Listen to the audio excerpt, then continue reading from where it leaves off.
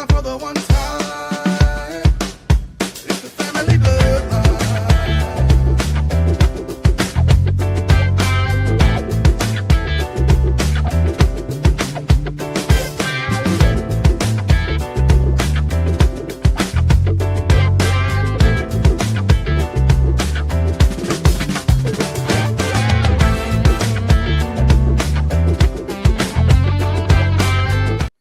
You know, one day I'm going to allow that whole theme song to play.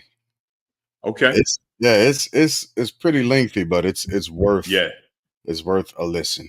So I just appreciate the fact that you actually got good pictures of me, man. Like I was too mesmerized looking at myself. I forgot there was music attached to it. There's music in the theme song? Wow, I didn't even know. that's- Didn't even I know. mean, arrogant lately, but nah, not really, huh? Hey, if you don't believe in yourself, who else is gonna do it, bro? This is facts. This is facts. All facts. All facts. All right, I'm waiting for him to get situated. Let's bring him on in. Let's bring him on in. Richard Rich. Yeah. What's Richard good? Rich. What's good? Won't it? Welcome back. Welcome back. So we took a break last week. I was out in We Cali, did. down in Anaheim, doing some things, doing some knocking out some interviews and all that other good stuff. And if you haven't seen them yet, by all means, get on YouTube and hey Juan and look at Jay Glass the Movement, and you can see a lot of the clips actually on the Family Bloodline on Instagram, Facebook, so on and so forth. Then I'm posting full interviews later on this week. But man, talk about a blast and talk about some work being put in, all that good stuff. All that good Yes. stuff was running. So what have y'all been up to? What about y'all? Deuce? I know. Yeah, well, I got a question. So, Jay Glass, the Movement, is that a carryover from your days being a private dancer? Say that again, my bad. Let me grab the mic. The Jay Glass, the Movement name, is that a carryover from your days when you were a private dancer? Fortunately not. Oh, okay. I didn't know. No. I was trying to think about there's many like definitions I could come up with movement, right? So I was that's one that popped in my mind. Yeah. Oh, wait a minute. Hold on. I can't call my cousin by the nickname. Oh, okay. My feelings is about to be hurting. Okay. Anyway, go ahead. Yeah, I started that, man. Let's just say it's been a whirlwind for 2025, man. This roller coaster ain't over, baby. It's just getting started. You know, you're on a roller coaster and you get to the peak, bruh. We just got the seatbelt on, man. We ain't even got to the peak yet. So let's just say I'm enduring, man. I'm enduring. Okay. All right. Rich, how about you? Let's get to it. Oh, that's where we are then. Let's get to it. Okay. All right. Well, then that will be the first movement. And we'll push forward and transition to the first topic, which is going to be the executive orders. The executive orders. So I'll read the executive orders as they are right now, and as the list that I've found. Okay. And we'll taper off into some of them. If anybody wants to know a bit of a brief overview of them, let me know, and I'll stop for a second and actually read the brief description that it has. But we're just gonna look at some of the quick ones. We'll read the list, right, and then we'll circle back around. We'll circle back around, and then I'm reading Wanda's comment. And then get into some other topics. It's your name now. Oh yeah, I see what she put, Sir. Oh, it's supposed to be Sir's Lawanda. Yeah. That's her name. So I'm gonna call her Sir's Lawanda. The whole phrase. Right. I also want to let everybody know that this is non-nicotine. Okay. Let me see the label. It's only flavor. Let me see bro. There's no label on that. Exactly, because it's non-nicotine. It literally says it. For it. Oh no, you ain't gotta take my word. It says it. Zero nicotine. You come back from Cali, not zero nicotine. Zero nicotine. No, okay. That's the way I'm going now. All right. Mm, So between January 20th and January 27th, there have been a barrage of um, executive orders that have come out, and some have been some people have pushed back and said that they were some were unconstitutional, and then some need to be explored a bit more. Right. So here we go, going through the litany. Right now, it says that there's 37 executive orders. This does not include the other policies or memorandums or proclamations that have been pushed out by the administration as of yet either. This is strictly executive orders, and that's all. Excuse me. I not I swallow wrong. Okay, here we go. Unleashing American Energy that came out January 20th, declaring a national energy emergency, putting America first in international environment agreements, unleashing Alaska's extraordinary resource potential, ending the weaponization of the federal government, restoring accountability to policy influencing positions within the federal workforce. What's going on, Ed? Holding former government officials accountable for election interference and improper disclosure of sensitive government information. That's a thing. It's odd that it's coming from this camp, but reforming the federal hiring process and restoring merit to government service, although pretty much nobody who's been pushed into that cabinet has been in there off merit. Ending the radical and wasteful government DEI programs and preferencing. Defending women from gender ideology, extremism, and restoration biological truth to the federal government. Again, these are executive orders that I'm reading, right? And so these are rescinding things. Right? These aren't proclaiming or assisting with the topics that I'm actually reading out.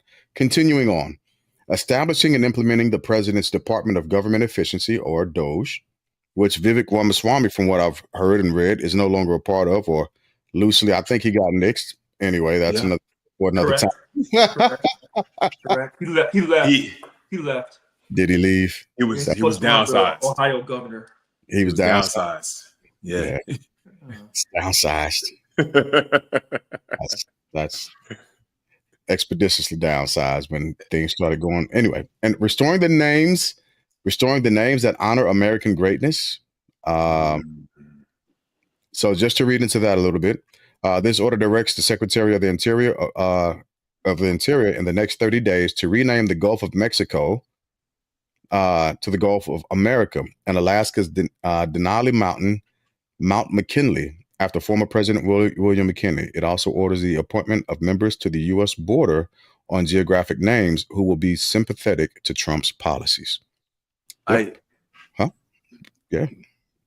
Okay. I don't want to make it longer. Okay. Okay. All right.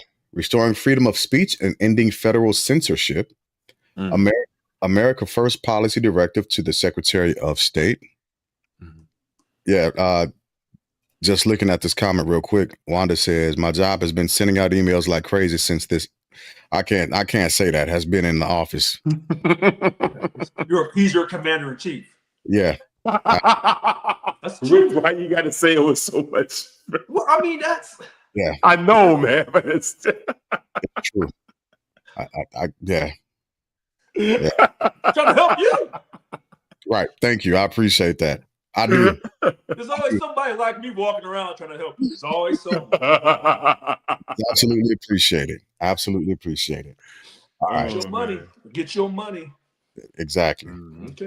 America First policy directive to the Secretary of State, reevaluating and realigning United States foreign aid, withdrawing the United States from the World Health Organization. Pause for that. I'll let you read that comment. I got to keep focusing on these executive orders.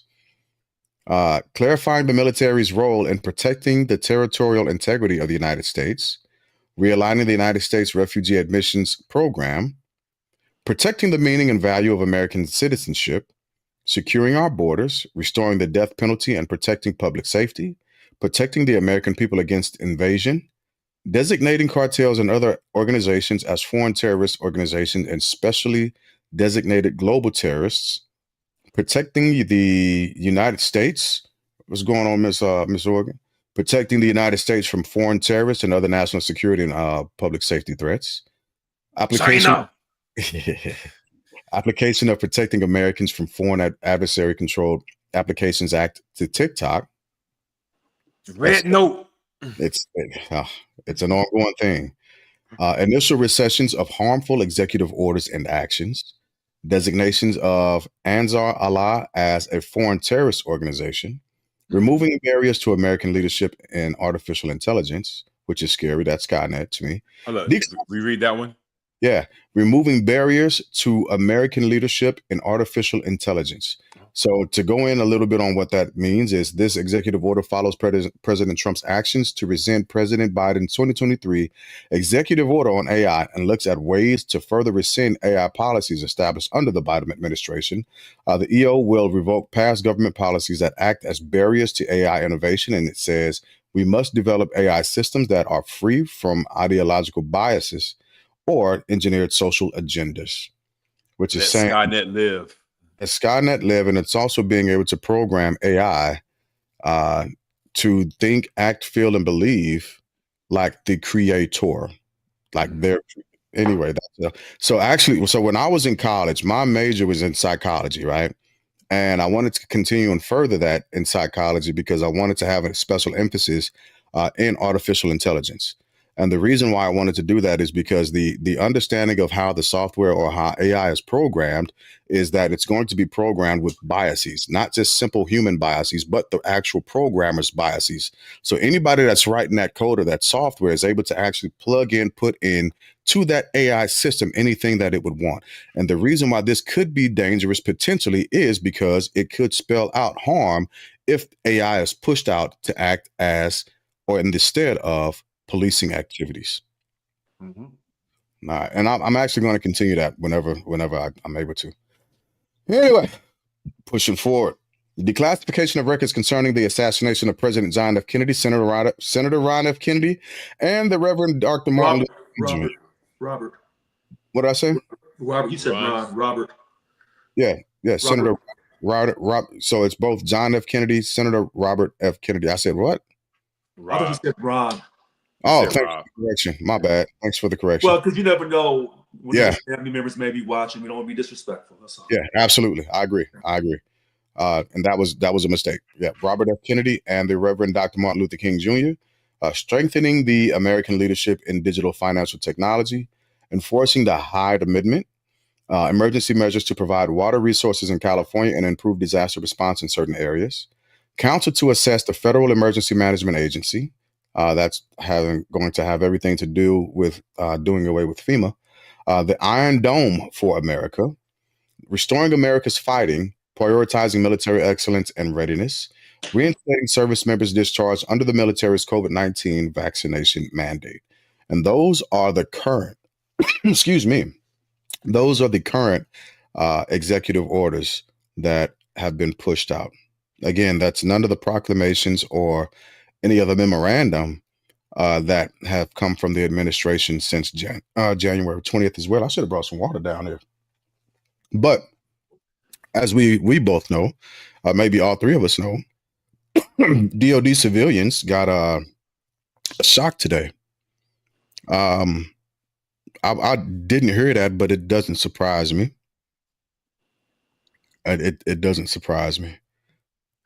You should look into the story behind Mount Rushmore. It'll probably upset you why that it's even a thing, if you don't know it already, because you might. No, what is it? The story behind it? The story behind Mount Rushmore is that land was actually deemed or considered essentially holy land by the natives in that area. Where's Mount Rushmore at? What state? It is North Dakota. North Dakota.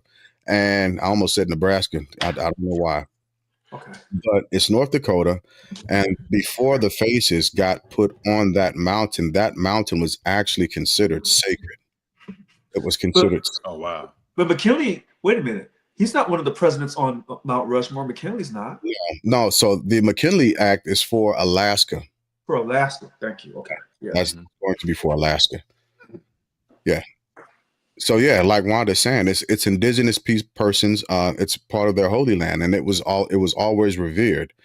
since the invasion of the Americas and the laws, as we know it today, unfortunately, it was taken over, and the faces of the presidents were etched onto that actual mountain. That mountain. Yeah. The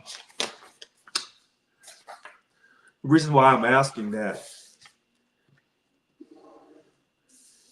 when you're the winner of a war, you call the shots. You do what you want to do. You make Mhm. laws, you break laws, you make treaties, you break treaties when you run the game, and you're victorious. So, you know, the Europeans don't care what the land was used for. If the Native Americans lost the war, then you're going to pay the ultimate price. Other people tell me the ultimate price was those who came over as enslaved Africans. I'm told that that was the ultimate price.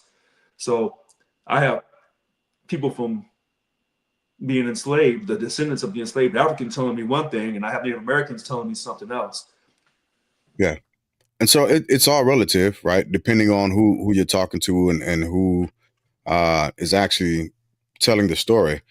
So a part of a movement of civilization, if you study the movement of the Moors and how they actually conquered most of the European area, France, uh, Italy, so on and so forth, you can actually see the civility and the intelligence of a people, right? Because they didn't force them to become or force them to act as. They allowed them to keep their own customs and traditions, right? They set up different government systems. They began to set up colleges and educate people after they conquered their lands, right? That's the expansion and the movement of the wars.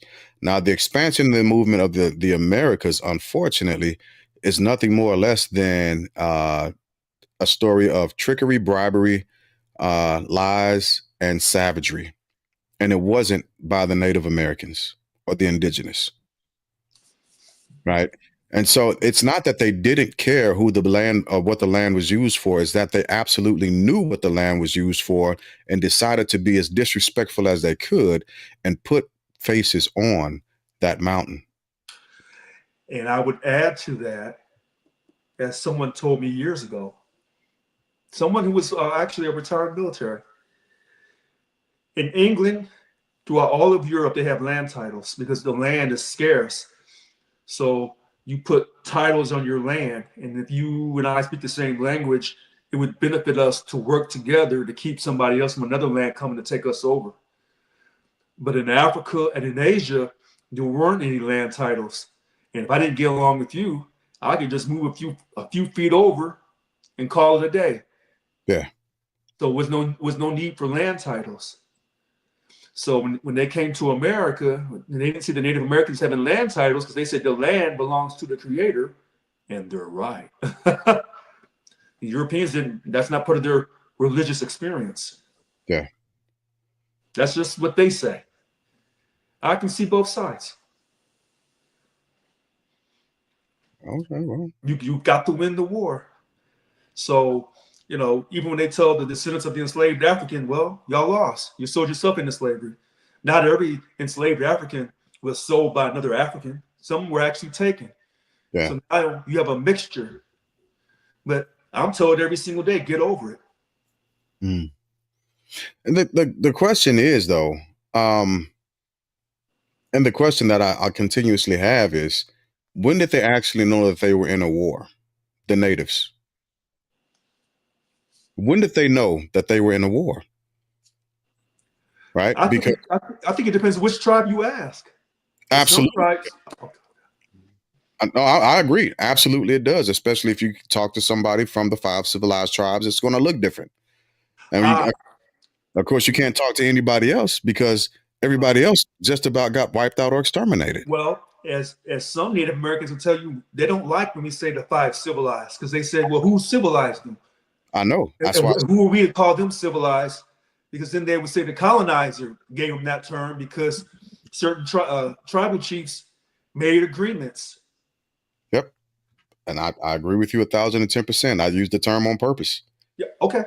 Yeah, I honestly did. That's why I said it depends on who you talk to from the five civilized tribes. Right, but you got tribes outside of that civilized who say we're just as civilized as they are. But who is someone else to tell me that I'm civilized or uncivilized?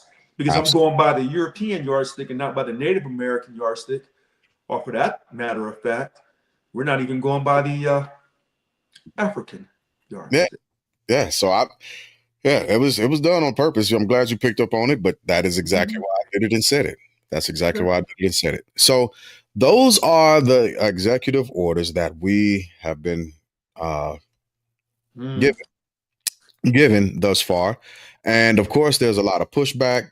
There are a couple of federal judges who have begun to block some of the executive orders that have been pushed out. So with that being said, we will switch over to one of the things that the executive orders has mentioned, and it's affecting American citizens right now, as well as undocumented persons in America, and that is immigration. Go ahead. I see. Go. You there. You there. You might as well. Because I see liberty, and I don't disagree on some of the things that I see liberty on, and I don't disagree with La Marie. But I want to be crystal clear. I said this many, many years ago. If you want to stop the drug cartel, use our United States military. But I'm biased. I'm biased. And no, see, liberty, hold on a second. Don't try to generalize us all, because I don't want tampons in little boys' restrooms. Oh, we'll get to that in a second. Okay, liberty. But I want to say I am glad that this President Trump, has declared those drug cartels in Mexico terrorist organizations, send our troops down there and clean it up. And you'll know how clean it gets. Huh? I'm listening. You'll know how clean it gets when they stop all the drugs from coming to into our American cities, because we'll be affected first. All right. Yeah. Okay. So I know we were talking about immigration. But I'm gonna pivot to this: sitting the military down and fighting the cartels. Okay. We all basic economics, man. Supply and demand, right? We're not going to kill the supply. We're not taking out the supply. We got to tackle the demand. America has the largest demand for illegal drug use in the world. Wow. Okay, I see where you're going with this. That's why everyone wants to come here to sell to us. We're the customer, we're the client, right? So that's one thing. So we got to kill the demand here. Several ways to do that. 2, America's military has not yet won a successful war against guerrilla tactics. We go down to Mexico. It's going to be a long, drawn-out war. They're going to use guerrilla tactics against us. We're not fit for that fight. Strongly, respectfully, must disagree 1000%. First of all, if you say we got to stop the demand, until you create a new financial structure in America, there will always be a demand. Because as long as you don't have jobs in the African-American neighborhoods, there will always be a demand for something illegal to make quick money. This is where I'm going to give President Trump his just due. I'm listening. Please. You must stop drugs from coming to America. That's just the first step. Well, then that step is more vital than any other step. You stop the drug. Let me insert. No, sorry. Go ahead. Go ahead. Stopping the drugs from coming inside of the United States. I would think that that's actually an internal governmental issue with one of the 3-letter agencies that actually imports that product. We never brought anything in. Let's talk about the 80s and how it got into the neighborhoods at one point. We didn't do that. That was brought over. It was allowed to be brought over, and it was pushed and shoved to help bolster and boost different points of economic power for other peoples and to help actually destroy and divide. We didn't do that. One quick point. Yeah. Since you say that, and that is factually true, that's not a conspiracy. That is factually true. Whether it was through the Vietnam War or through the 80s with the CIA, This is why your commander-in-chief says he wanted to create a whole new style of government and stop the old status quo. So when you say that, you're actually supporting President Trump. It's not that I'm supporting or pushing against him. What I'm actually doing is saying if you want to stop it, we have to begin to look at where the root issue, where it comes from first off. And he's addressing that as well. I wholeheartedly disagree. Go ahead.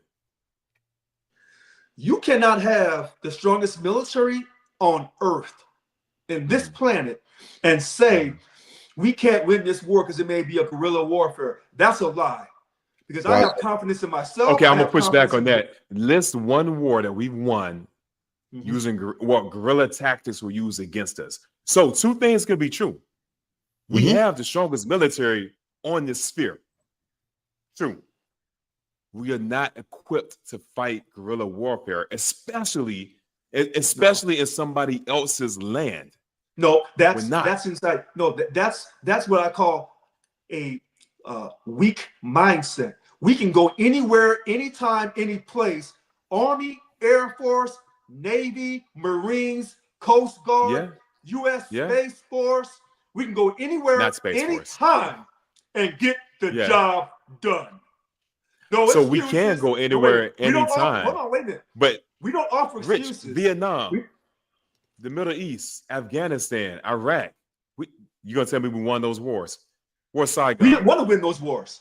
Because when you have as many nuclear bombs as our country had, wait a minute. When you have as many nuclear bombs as our country, along with our fighting force, along with our men and women, and a few transgendered, if they're still allowed to be in, get to that in a second. We have what it takes, period. So I don't want to hear about we can't go down to Mexico and clear out them drug lords. That's a lie. Brother Rich, I'm going to tell you this. The nukes, you list nukes, and it's null and void. All right, take it off the table. Destruction. Take it off the table. Take it off the table. Right? Okay, we have enough. What's the other thing you listed? Firepower. We've always had more firepower. There is not another army on earth that can match us bullet for bullet, gun for gun, knowledge for knowledge, tech for tech. That's not the issue, my man. We can win conventional warfare. To take over and get rid of the cartel in Mexico, it's going to take an elongated stay in Mexico. We're not designed for that. We're designed to come in. We're Mike Tyson. The U.S. military is Mike Tyson. We could come in, we could knock you on your ass. However, you want to go 12 rounds and talking about changing the political structure of another country? That's not the military. Hold on, we have now won that. Wait a minute. No. See, now I'm going to call you military card. See, hold on a second now. We gave our life to this country. Some are still giving their life to this country. Don't tell me what we can't do. If you can put a man allegedly on the moon, allegedly we can send people out we went to the space. Moon. Allegedly, we went to the I moon. guess it's factually. I don't know. You said a lot of words. We went to the moon. If I can get on the cell phone and call somebody in China, don't tell me we can't stop illegal drugs from entering our country. That's a lie, and I'm not going to accept that lie. And I'm not going to accept that you cannot secure our U.S. border when you can ship $8 billion, $20 billion, $50 billion to another country to rebuild that country, but you can't secure your border. That's a lie. You're moving. Here's the question that I have then. What country in the world has done it? What country in the world calls itself the world's leader? Only we do. So when you call Rich, don't pivot. Don't pivot, my man. Don't pivot. No, what country has done it? When you call yourself the world's leader, when you call yourself this ain't ESPN, the world leader. Yes, it does. Yes, every U.S. president said, including Barack Obama, we are the world's leader. Sure, and I will echo that. And that's from the European Manifest Destiny when they came over here and said, we taking all this. Because our God and our Jesus and our angels, that when we go to Rome, they're all portrayed as being white folks. And so in Manifest Destiny, we can do what we want to do. I got something for you. The country on earth that has the tightest borders. I'm talking about tight borders, bro. Tighter than, no, I don't want to get canceled. Tight borders, right? North Thank you. Korea. Yeah. North Korea, ironclad, right? Yeah. To prevent their citizens from getting out. Yet, Mhm. they still getting out. Numbers have dropped, sure. Deaths have went up, sure. But people are still escaping North Korea. Now, they have the most secure border on earth. If they still can't prevent people, whole people, from getting out, America, that would never have a completely shut down border, is not going to be able to prevent drugs from getting in. That's why we're tackling the wrong end of the equation. No, Sure, you- we could do no, more stuff no. to push. We could do more stuff to push Mexico. I think somebody left a comment. Invasion is whoo, that's No. a can of worms, Oh, right? We I- can do other things, but we Uh-huh. need to educate our people. Wait a minute, That's hold on what a we're second, not hold on a doing. second. First of all, I did say you do both. But see, they were talking about education back in Ronald President They ain't Nixon. do it, They man. ran- hold on a second. I ain't talking about They- drug education. I'm talking about holistic education. No, wait a minute. President Nixon, before they ran him out of office, he was going He to ran put the himself. shutdown on illegal drugs coming to America. They got him out of there. And when Reagan got in, he said through his wife, just say no. And where did that get us? Nowhere. Okay? You got to stop that supply. And then you have to also work on the demand. It's not no one single solution. So So when I'm you not say, saying it is. But invading Mexico is not part of the solution. Wait a minute, hold on a second. Wait a minute. You never heard me say invade another country. I said stop. How are we going to have military America. action in the cartels if they reside in Mexico without invading Mexico? Hold on We a gonna play second. risk? I said stop the drugs from crossing into the border. Send our troops to the border. Right. If the Mexican Okay. cartel wants to engage, let's engage. But I can guarantee you this. There is a reason why the quote liberals and the Democrats, aka the losers of this election, lost. Because they didn't talk with enough strength of their convictions. And as long as you keep saying, oh, we have to do it like this and we have to do it like that. No, stop the pussyfooting around. This is the U.S. military. This is what we're doing. This is how we're going to do it. If you're not ready for this sign up that you voluntarily signed up for, get your ass up out of here. We don't need you.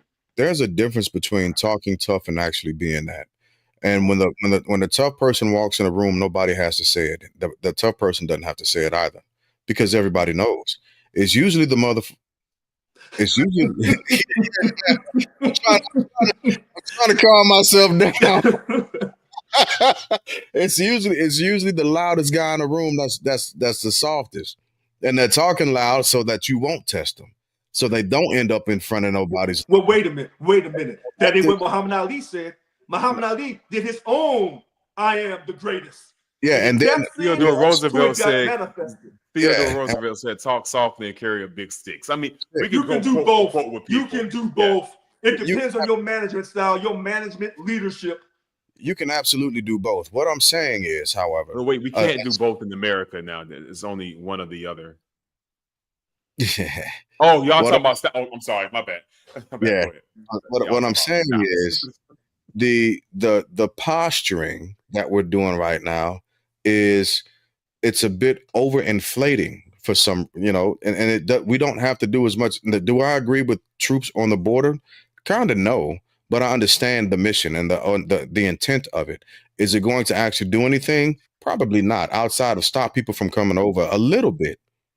Again, just like I asked you, name one country that has stopped illegal drugs. I'll ask you another question. Hold on a second. Wait a minute. Hold you on. don't have all this drug problems in China. Let me ask this. Let me. No. You don't have all these drug problems in China. Give me a second.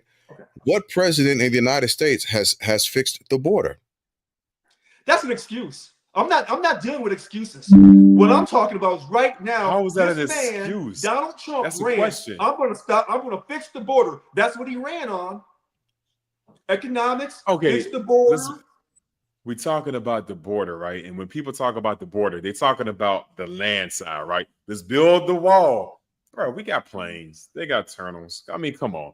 And then you're building a wall along Mexico, Florida, all the others, Alabama, Mississippi, anything that touches the body of water south of America, whatever touches that body of water there, they can fly it in, man. There's multiple ways to get it in America. So that's what I'm saying. Outside of completely shutting down the border, which will be disastrous to the American economy, it's not going to happen. It's not. See, but that's a defeatist attitude, and that's why drugs. Hold on, wait a minute. That's why drugs has continued to prosper in this country, because we've never had a U.S. president to say, you know what, we're going to take our troops and we're going to stop this nonsense. So how's that if you say, well, it's over, we're shooting planes out the air. How are you going to stop the planes?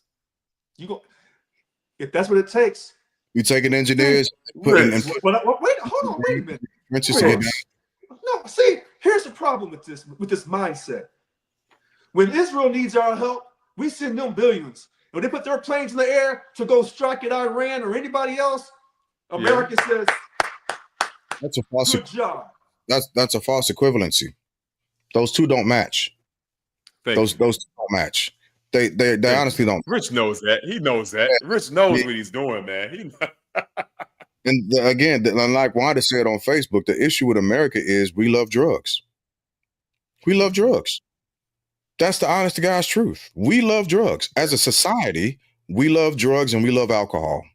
We love white sugar, sucrose. That's just as addictive as cocaine. We love that stuff. And so social media. The only thing that's going to happen with trying to restrict drugs from coming into America is the price is going to go up and people are going to want to buy them even more. I disagree. Okay. And the prices go up, violence is going to go up. No. See, I understand where you're coming from, but for once, no. Then if that's how you really feel about this country, then you should never vote again, because in all actuality, you've already given up. See, this is the thing. Hold on, listen. When people tell me, well, everybody doing it, so I figured I'd give me a little hit, see what I could do, and then your ass is hooked for the next 30, 40 years. Because you didn't have the desire, you didn't have the willpower.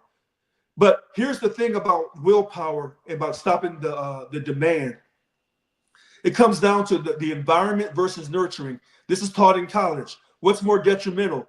The nurturing from mom and dad or that environment? And I'm going to tell you religiously, it's the environment. If your environment has no jobs, few jobs at all, low-paying jobs, I don't care what you tell that kid. They're going to end up on drugs. They're going to be addicted to alcohol. They're going to be having kids out of wedlock. Oh, yes, they will. Because your environment will override what your mom and daddy. That doesn't explain why there's white suburbanite kids who do drugs at the exact same proportion as. Wait a minute. Hold on. Wait a minute. That doesn't explain. Hold on. Wait. I never said that the white kids in the suburbs didn't do as many drugs as those in the inner city. That's not what I said. So are you making the point? No, what I'm saying is in the inner city, if you're going to really, really change that environment, you got to stop those drugs first. And then you got to provide jobs in those communities. Because if you don't, what was happening in the 60s, 70s, 80s, 90s are still going on today, and it will never, ever change, period. Rich, okay. We've already talked about you can't just shut down the border. It will be disastrous to America, right? The cost to win that war is astronomical, right? Well, wait, the sacrifice in America to shut down the border. No, there's no cost, because as we said before, there's no cost to shut down the border. Hold on a second, Deuce. Your money is printed out of thin air. So if you can send billions upon billions across to another country, then don't tell me you don't have enough money to secure your border, because your money is not weighed shutting down anything but I'm talking about closing off the border. Closing off the border. Perception. That's the only your way money to slow is not down. Value at all. So you can't send money to Israel. That's another argument. See, you walk yourself. That's into another this. argument. Hold on, no. I didn't walk into that. You can send billions to Ukraine. You can send billions to Ukraine and say, Ukraine, don't let Russia run you over. But when it comes to your own country, you say, well, we can't afford that. That's some bullshit. I didn't say that. That's why a lot of these folks put Donald Trump. That's not what I said. I said is, you want to shut down the whole border. I said shut down the border is disastrous economically. Let me tell you something else you can do. Because you're forgetting about planes. Your money and you never answer the question. I feel like we're in a Fox News special. Rah, rah, rah, rah, rah, rah, rah. You never answer the question, what country has truly defeated drugs? That has nothing to do with us. We are the world's leader. What country says we're the world's leader? Nobody but America. So if you don't be the world's leader, back it up. Here, let me calm down for a second. Let me make this real. Let me make this real for you. Check this out. When the people in Hurricane Katrina lost their homes, they were not given any money from the U.S. government to rebuild their homes. But they were black folks, so no one cared, unfortunately. Now, when the white folks on the East Coast got hit by this recent storm, they were poor white. Nobody cared. But when these white folks out here got hit in Palisades, everybody, oh my God, what are we going to do? But the black folks in Altadena, along with the Latinos and a few white people, didn't hear nothing about them. Our government should have money put aside that when you lose your home to a natural disaster and the insurance company, either one, won't cover you, number two, they cancel your coverage before the storm hit, that's in the West Coast, or number three, they say, we don't want to pay, we don't have the money. Where's our U.S. government at to make sure, regardless of your color, if you got hit by a natural disaster and your insurance company said, we don't want to talk to you anymore, the U.S. government should be printing up that money for free and having those homes rebuilt. Rich, you're ignoring the whole science of economics, man. You can't just print up money. There is no economics. Like this is where they got you tricked. It's literally a thing that exists. They got you manipulated, Deuce. They bamboozled you. It's a thing that exists. You can go on Google and see how much the dollar costs right now. You're trying to have us like Zimbabwe where a slice of bread costs $1 million, man. No, and then throwing money at the problem is not just gonna fix it. Hold on, wait. I let you roll. Let me say this. Throwing money at the problem isn't just going to fix it, man. We've had initiatives to give Latin America money to try to tackle the drug problem within their country. They come back and say, hey, yes, we know we have a problem, but listen, America, you have some fiends over there. Fiends. And let's not forget, Latin America's not the only one trafficking drugs into the country. It's America's helping them out, or America's going down there to bring it back because we are fiending. So, yes, I do agree. You got to hit both sides of the problem. I disagree with complete military. You say if the cartels hit us, we go take the cartels. We have to go over there to take the cartels. That's all I'm saying. And shutting down the border is a big ask because you're talking about sky, land, and sea. And listen to what I said. I never said shut. I said secure. So you're putting words in my mouth. That's what the liberals do. They want to put words in my mouth. That's an ad hominem. Here's a question. Here's a question. Secure the border. Secure. Right. Even with securing the border, here's the question. Who owns the American dollar? It's not the American government. So with the wherewithal that we might be able to contract with the Federal Reserve to print more money, we don't own it. Nope, you don't have to contract law. See, y'all want to talk about history, but when I go back in history and talk about Abraham Lincoln, and when hold on, because we can't act as if our government is in control of printing the money, and they're not. They're not in control, just like they're not in control of inflation rates, just like they're not in control of oil prices, just like they're not in control of grocery prices. Right? The president's job is to create an environment to where all of these different sectors can do well and not so much take over just become over capitalist, which is where we're going. We're actually in an oligarchy at this point, but to help provide an actual environment conducive to business. We don't own our dollar. So our government can't just print. If you want to talk to somebody about print, it's going to be Jerome Powell. The guy that Trump can't fire. He can't fire him. Yes, he can. See, you're wrong. Yes, he can. He can He can get rid of that Fed chair. No, he cannot.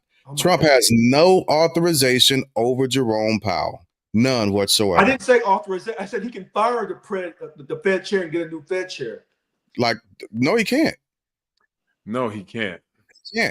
He can't do that. The CEO. Federal Reserve does not work for the president of the United States of America. Who do you think appointed the Fed chair? It was the president of the United States, Pat. Come on, he now. Can't fire him. Oh my God. Okay. Jerome Powell just said it not too long ago. It's just like a president can. A president can appoint a Supreme Court judge. However, they cannot fire a Supreme Court judge. All right. It's the same So hold on. principle. Wait. Hold on.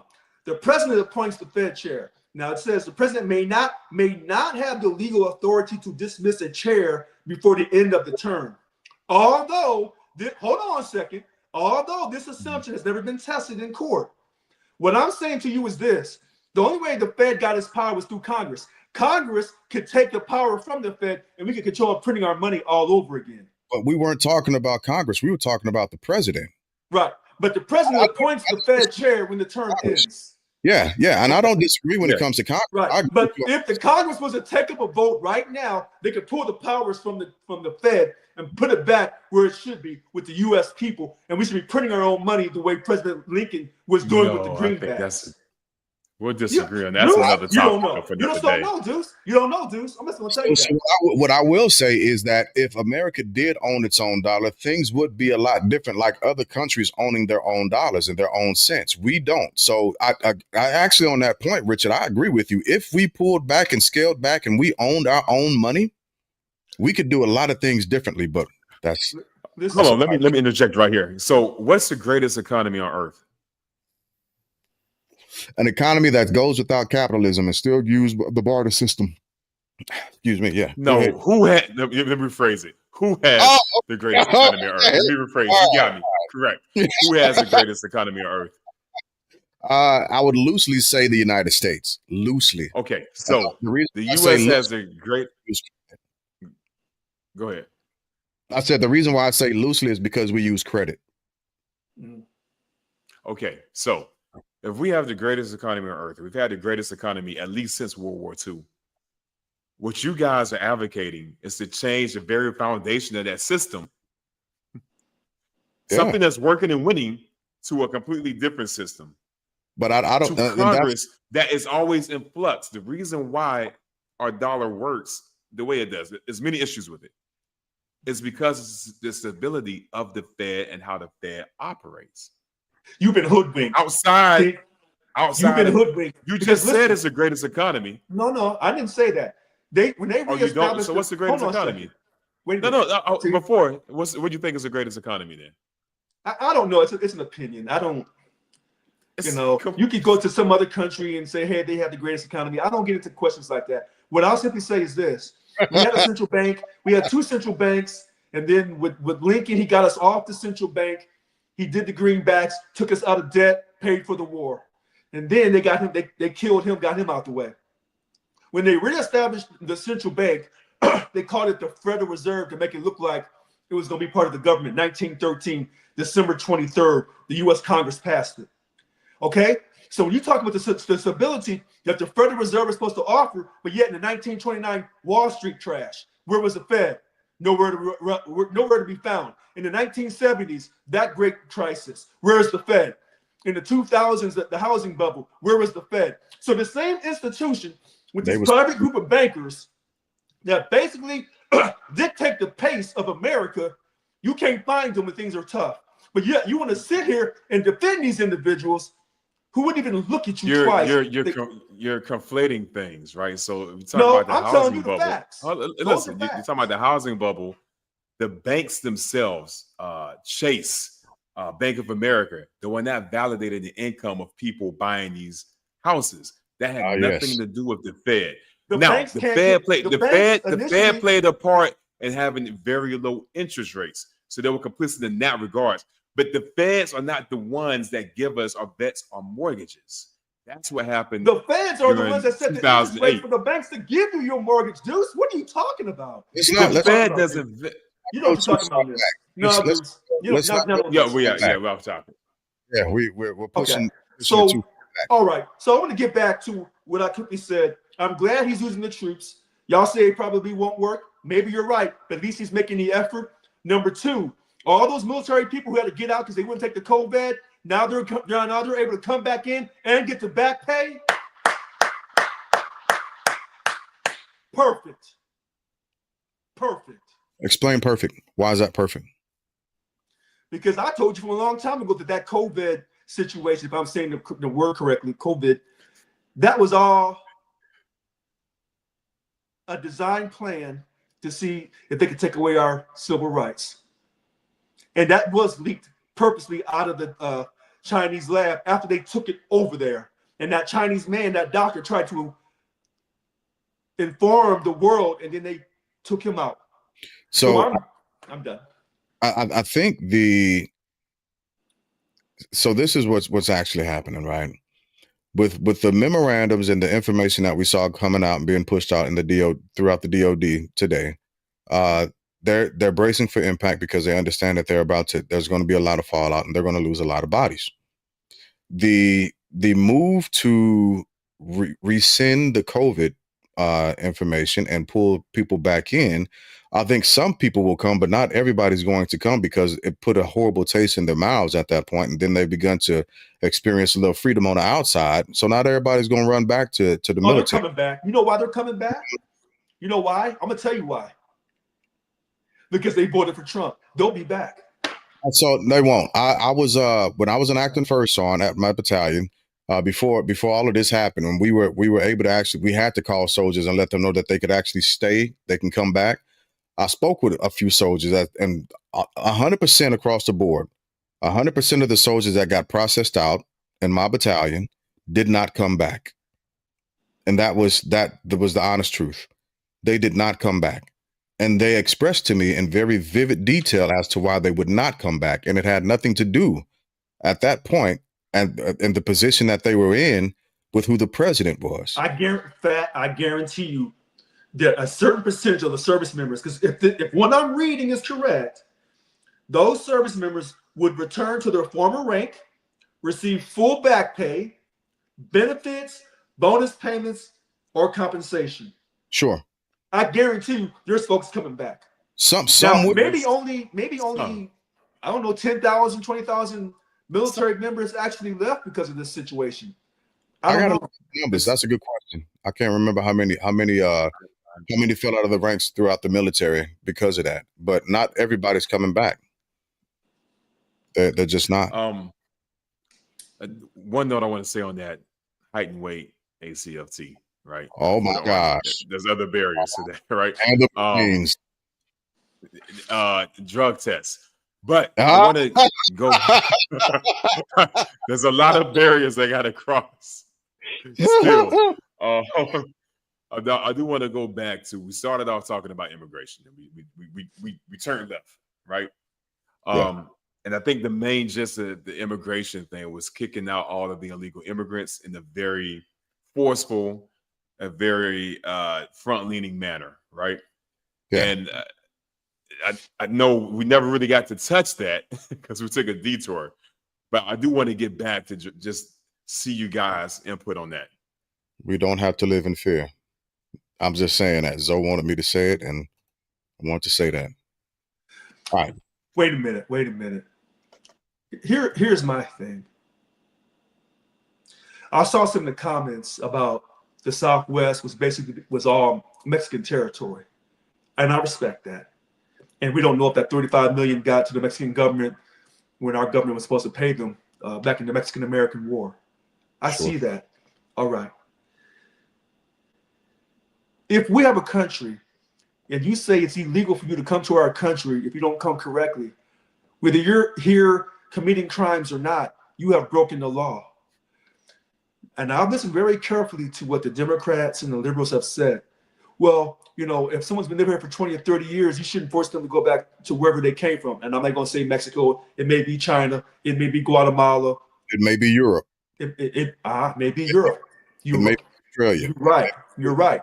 Now, but if you've been living here for that long, but you were still illegal, you have broken the law and you've gotten away with it. So when people say, well, Richard, people coming from Guatemala, they're coming here for a better life, Richard. They're trying to improve themselves. And I said, well, they broke the law coming to the country. And they said, well, have some respect for them, have some mercy for them. They're trying to improve their lives because their country is so torn up. And I think to myself, well, wait a minute. The inner cities across America are all torn up. And when Tyrone tells me I got to sell this kilo of cocaine to make it, I tell Tyrone, okay, Tyrone, I don't know if this is going to work or not long term.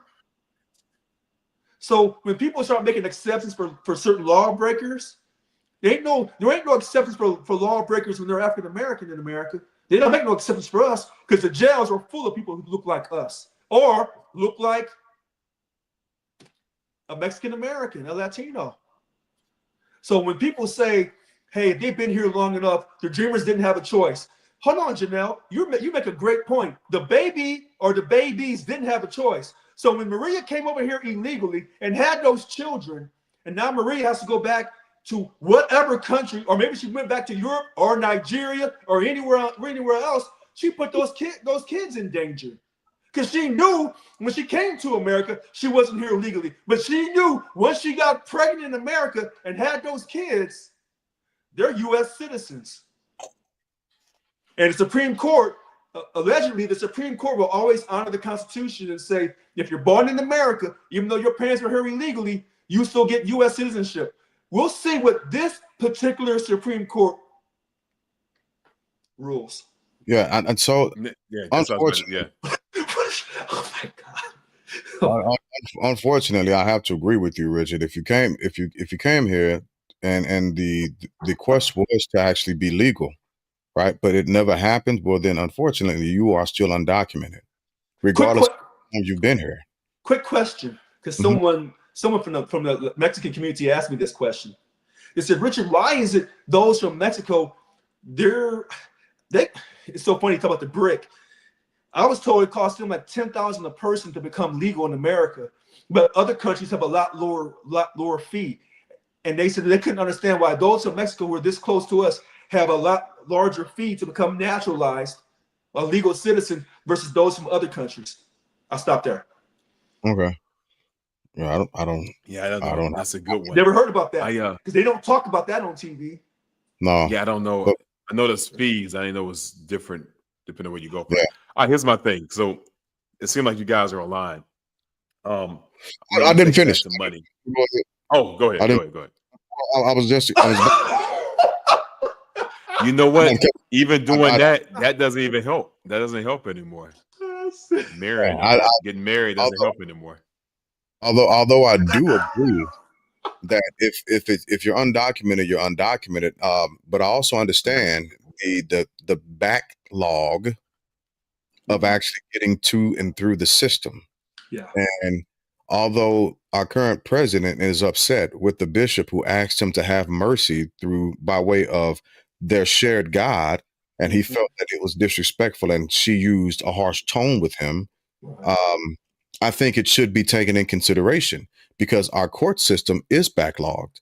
So if you've been here for 30 years and you've been trying to get through the system, that should be looked at. And there should be grace and mercy given. And they should be pushed to the front so these things can actually happen on a positive note. Well, but I don't think that's going to happen, unfortunately. But here's the problem with that. No, go ahead.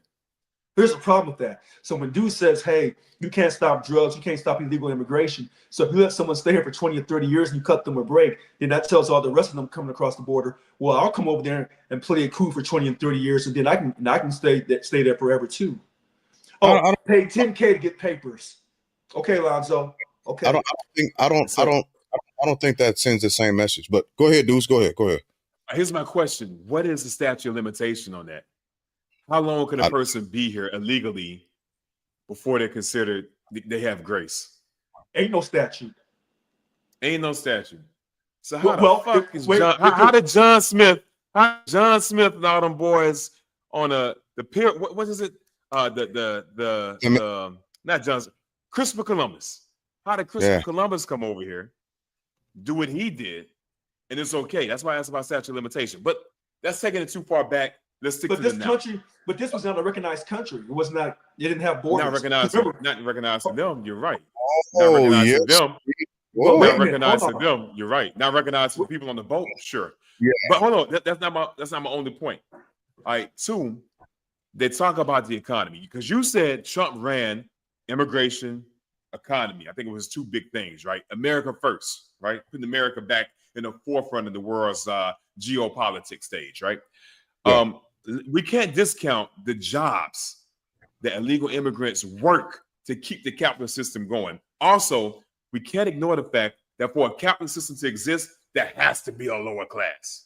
There has to be. Capitalists, I don't like capitalism, but that's just how it operates, right? These companies, they take advantage of the lower class to increase and boost their profits. So who, somebody said it, one of the farms, who's going to go work? Man, my mouse way over there. Who's going to work these farms, man? Who's going to pick all this stuff there? Who's going to, and I hate this, illegal immigrants don't only do these jobs, but largely they do. Who's doing the jobs doesn't replace this fact. That's what they do. I Okay, want now Deuce. Now you hitting on facts now. Yeah. That's straight facts. Here's what I would say. Number one, when they say they do the jobs that nobody else will do, no, people who come over here illegally and get exploited for their labor are doing jobs at a wage that no one else will do. Because we know in the Midwest and the South, a lot of those jobs are done by black folks, and then they got replaced by someone who would work at a cheaper rate, which is takes us back to the Civil War. They wanted to take slavery to the West for free labor. Yeah. And then when they couldn't do that, they said, well, then, black folks got the freedom. And they said, well, black folks ain't going to work like this because they're tired of being exploited. So they said, we'll find somebody else to exploit. So when they come across to the border illegally, they're allowing the gringos to, quote, exploit them. I hate that. Well, let me no, you're right. Let me pull it down in a funnel vision, and I'll tell you who I actually think needs to be arrested and needs to be held accountable for this. And that's the people that are hiring them. That's who needs to actually be arrested. And I know it's a grandiose thought. I get it, because it's actually the billionaires and millionaires that are yelling and screaming at the top of their lungs about deporting. But those are the ones that I think personally should be held responsible. If you've got 10 people undocumented working for you in your house, just around your house, oh, your ass going to jail. Oh, wait a minute. Yeah. This is where I'm going to use a Deuce word. It's complicated. And I'm going to tell you, and hold on. I'm going to tell you why. All right. Trump wins. All right, great for him. Trump, you've just caused your party a hellacious financial problem. Yeah. Because you have Republicans on the far right. Are they racist? A couple of them. And they don't want no illegal immigration over here, period. They don't care if you are working in the fields. But you got another part of the Republican Party who wanted Donald Trump in. Janelle, I'm going to get to that point in a second. They wanted Donald Trump in because he's going to help their business interests. But he ain't helping their business interests if they own those large farms and those hotels and everything else that illegal immigrants is working at. But here's the catch. Some of those far right-wing Republicans said years ago, we want to be able to verify every person that works in this country. And the Democratic Party said, hell no.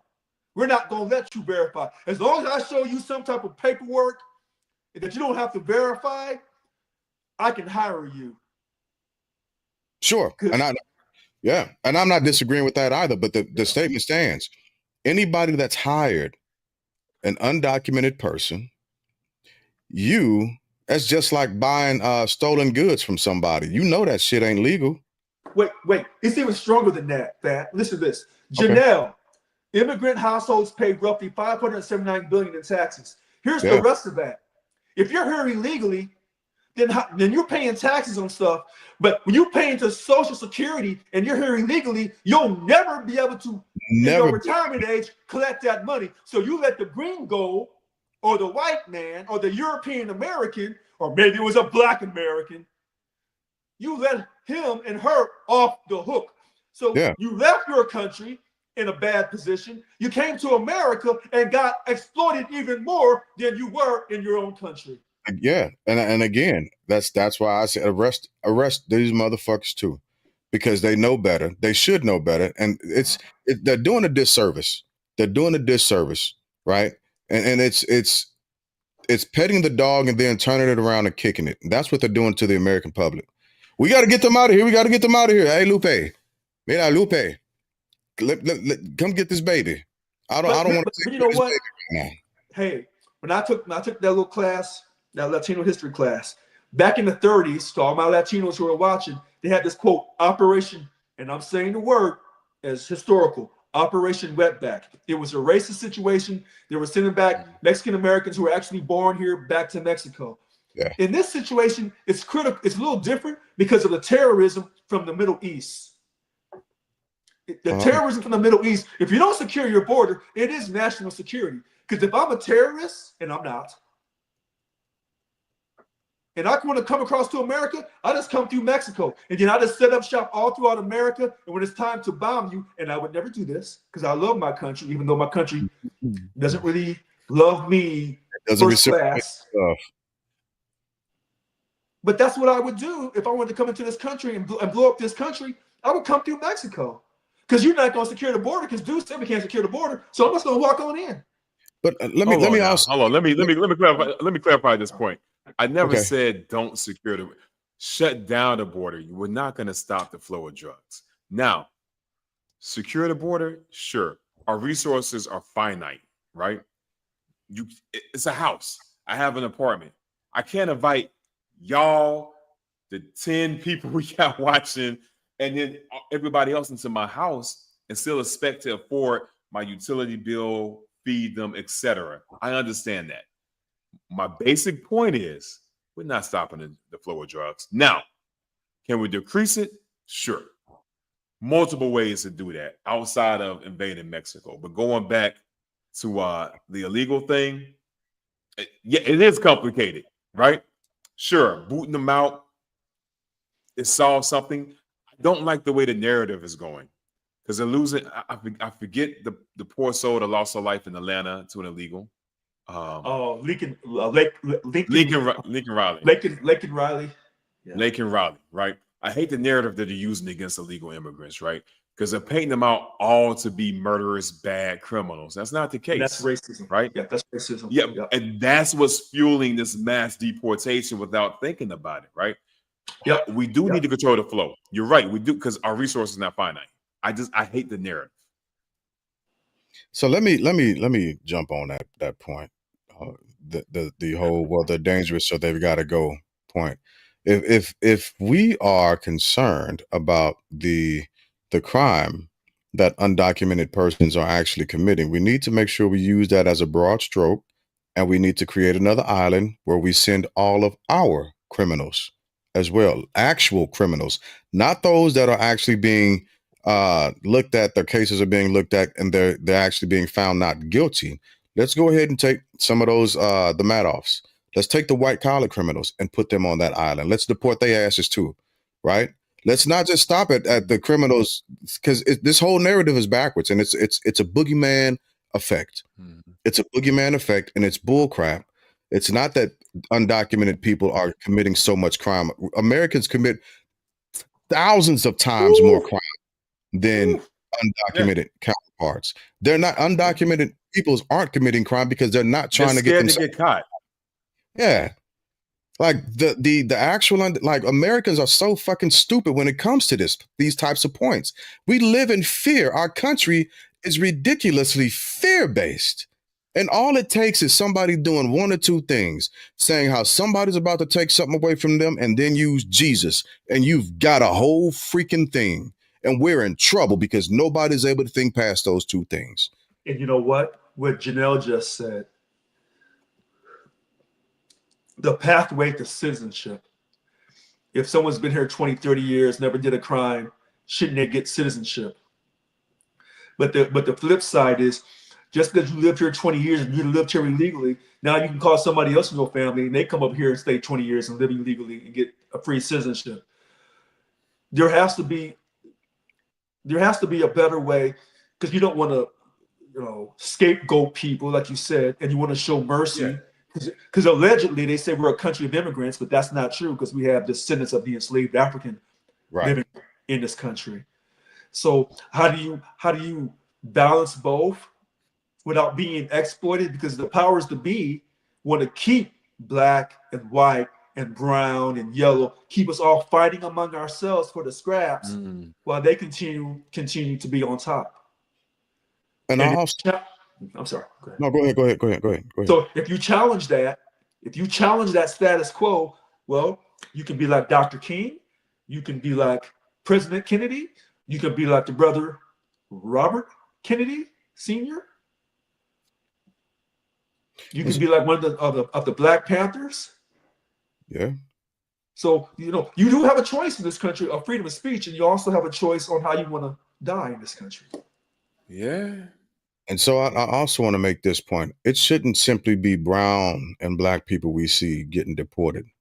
There's a lot of Germans. There's a lot of Russians. There's a lot of former Czechoslovakians. There are a lot of Italians. There are a ton of people who have overstayed their visas that are undocumented and illegal as hell at this point.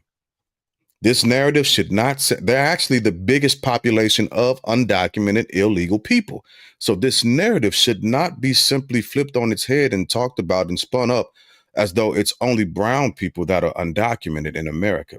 That's the small minority of this whole issue. You know, I it's need to funny make sure. because I'm sorry, go ahead. I didn't mean to cut you off. No, I'm just saying we need to make sure that everybody's getting some. The motherfuckers from Canada that are here undocumented, they need to get deported as well. Everybody needs to get deported. Everybody.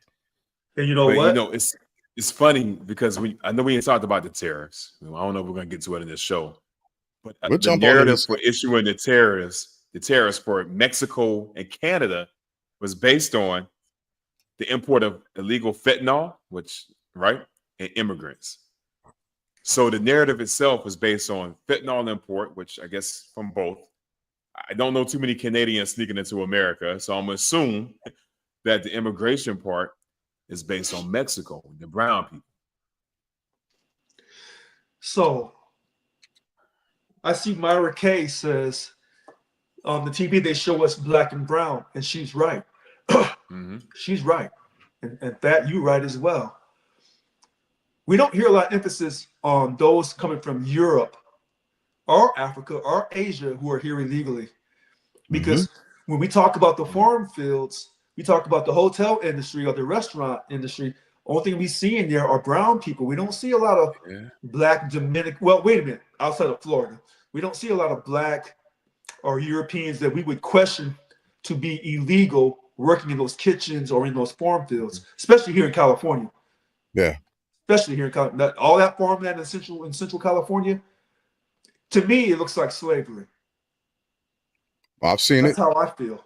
I've seen it when I stayed down at Fort Hunter Liggett. I've seen it driving past the fields. I've seen the brothers out there killing it. The buses come, Yeah. drop off, buses come, Yep. take them back. It's like it's sad, man.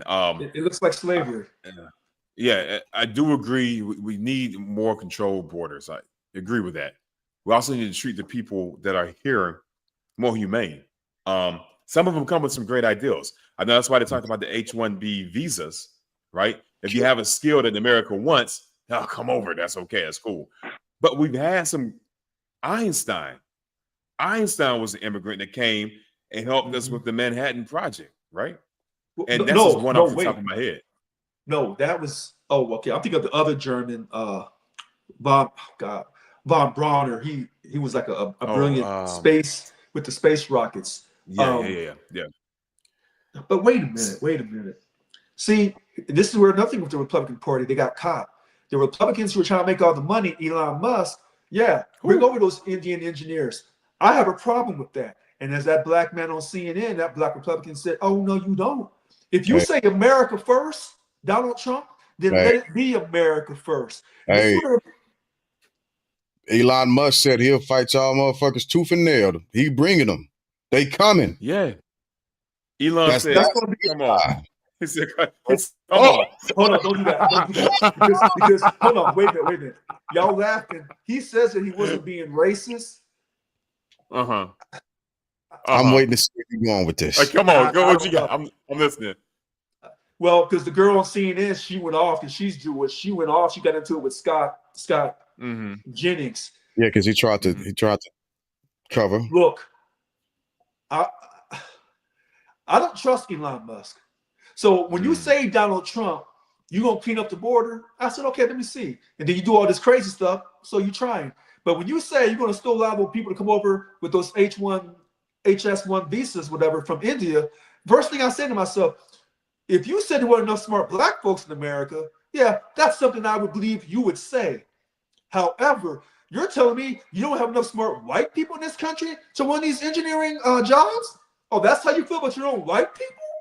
Really, Donald Trump? Look, I thought it was America first.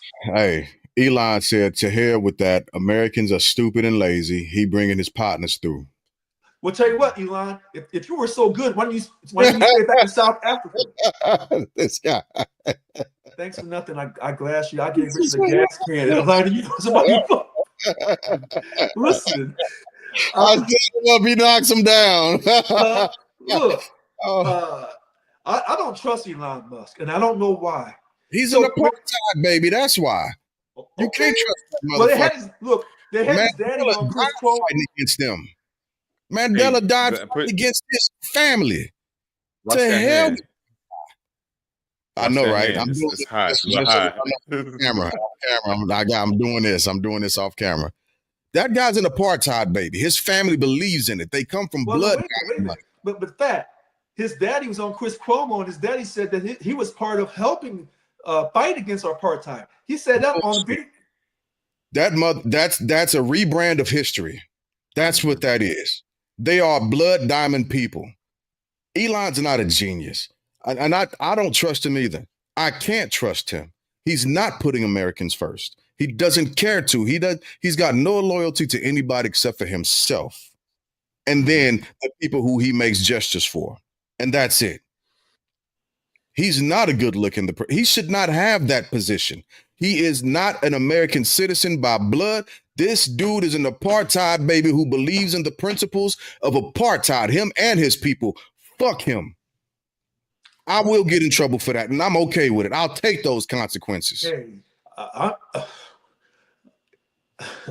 I'm just saying, when I watched on Chris Cuomo last night or the night before, his daddy came on with Chris. They talked for a while. His daddy tried to say that he wasn't giving out the Heil Hitler, and that his daddy was against apartheid and blah blah blah back in South Africa. If you're saying that there's information, factual information, I've already read it. okay. I've already been through it. I've read it. Just like I saw how he got his money, just like I figured out that his mom went up to Canada. He moved to Canada with his mother. That's because, remember, we were looking up to see when he ended up getting his actual citizenship. Yeah, I remember. That's when I started reading about it. He's an apartheid baby. No ifs, ands, about it. That's what he is.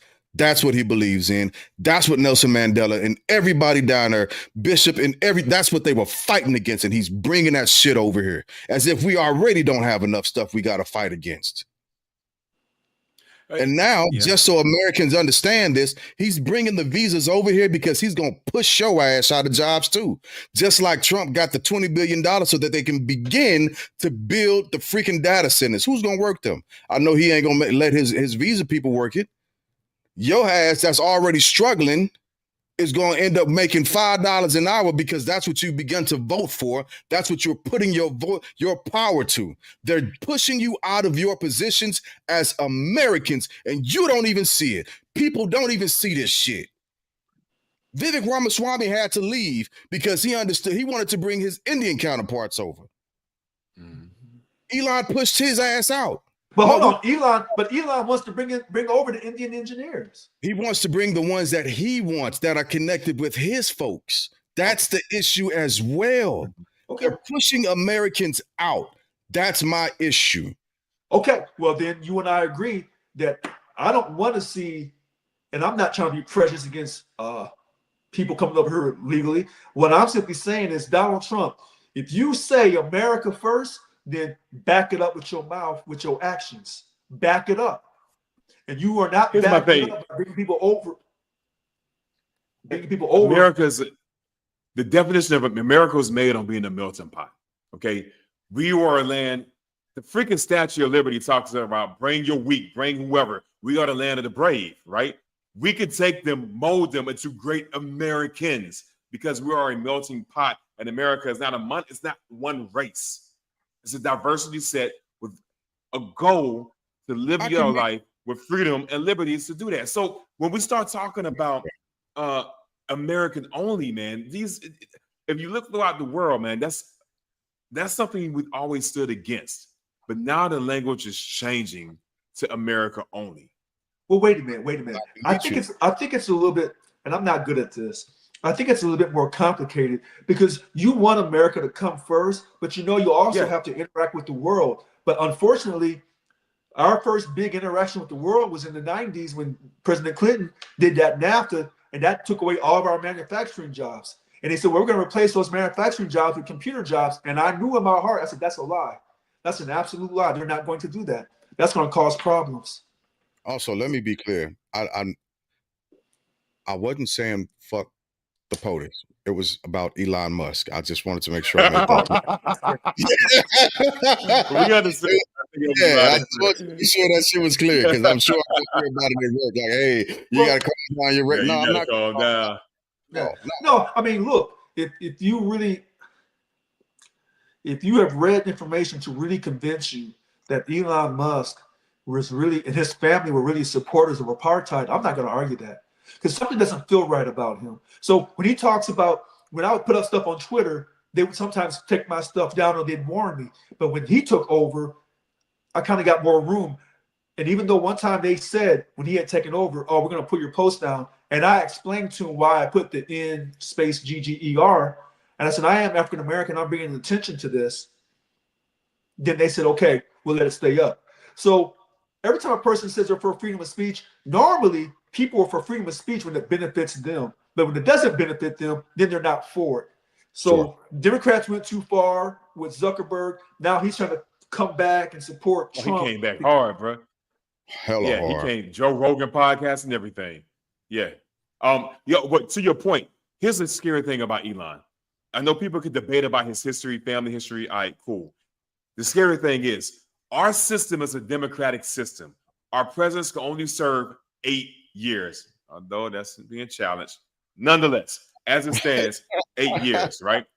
Yeah. We have somebody who's not elected, who is superseding Congress, the president of the United States, our justices, and everything. Elon Musk. This dude is providing things that nations normally provide to others, efforts in warfighting functions, communication over Russia and the Ukrainian war. He's talking to Netanyahu in Israel, making deals on behalf of America. Is this dude, is he Congress? Is he a federal employee? If so, he has to divest from Tesla. Or is he a private citizen acting on behalf of his own goods? That's the question. Currently, he lives in this gray zone. That's the danger. Republican, Democrat, whatever. The next president will be blue, one red, whatever. Elon Musk has staying power as long as he has this money and these connections. And as long as he has that, he can control America how he wants to. And on that, that's why I'm saying Americans first, right? Because he's not acting in the interest of Americans, just like you pointed out. He can stay in the gray, he can hide in the shadows, so on and so forth, because he has no allegiance. He doesn't have to. He's not taking an oath of an office at all. He's taking an oath to himself, and that's it. So the rest of the American citizenship, the population, we're going to suffer. Like he's talking on behalf of America as if he's an official that has that capacity that should be doing that. He is an official because they created that. They created that federal. I don't want to say they repurposed the agency. It was actually pretty slick. It was really slick. Perfect. It was really That's slick. correct. When I saw that, I was like, oh, bravo. You got me. But you're absolutely right. They repurposed it. They did. My thing is, to your point, Donald had to give up. The president, he had to give up his control of his multiple businesses. No, he did not. He was president. He did not divest himself in 2016. He did not. He was supposed to put it in a trust. He didn't. Whether he did or not, he didn't. In fact, he didn't. He was the first president. He was the first U.S. president to not divest himself of his business interests because they said, well, it's by tradition, by protocol. He said, I ain't doing any of that. I ain't doing it. And then he had his hotel with his name on it, that when the government officials from other countries that come to see him in the White House, they would stay at his hotel. Pay me that per diem. Take a picture right here next to the Trump sign, please. Now he was supposed to, and he didn't. Right. So now is that liberty granted to Elon? Yes. If he is a federal employee, Yes. That's what they're So- doing. I'm not saying it's so right. people can't- I'm just saying no, I feel you, but that's what they're doing. Yeah. he did it in 2016. They took a shot at him in the summer of 24. He survived. Yeah. Whether it was a real shot or a fake shot, I don't know. I don't know.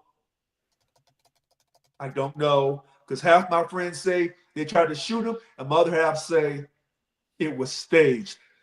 At this point, we can read stuff off the internet, and we don't know if it's telling us 100% truth, 100% lie, or that mix. Well, I tell you what, they've gotten rid of fact checking, and anything or any entity, any organization that would be able to fact check against him, he has directly curbed. So I'm just Off the federal agencies, you mean? he's curbing them. So pushing forward real quick. We got a little time left. It's up to y'all. I don't know how y'all feeling. I know I got to get up a little early, but not too early, and it's only 10:25 out here. I don't go to sleep until I finish talking to Maya. So I could do one more. What topic y'all want to hit? hey, we got DEI. okay. We'll go DEI. I had tariffs at the bottom, but Hold we on. will switch. Let me put Richard's favorite hat on. All right. I know he loves this hat, I boy. am not a Republican. He loves this joker. Hey, you know that's defamation. I am not a Oh. Republican. I'm not. It's You'll the never find a Republican voters registration card with me. But I'm not a Democrat either. So Yeah. So here we go. DEI. Let's talk about it. Let's talk about it. The repeal and replace of DEI.